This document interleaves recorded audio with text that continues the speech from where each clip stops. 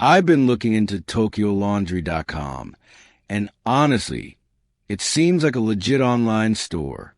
They have a ton of reviews on Trustpilot.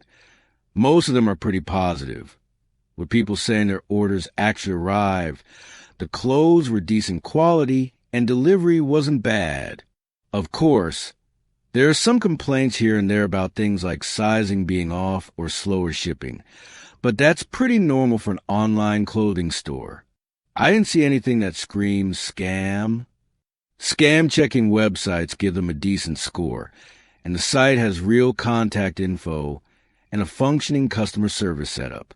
The negatives that do pop up online seem like the usual gripes you'd get with any brand, not signs of fraud. If you're thinking about ordering, just do the usual precautions. Use PayPal or a credit card. Check the return policy and keep track of your order.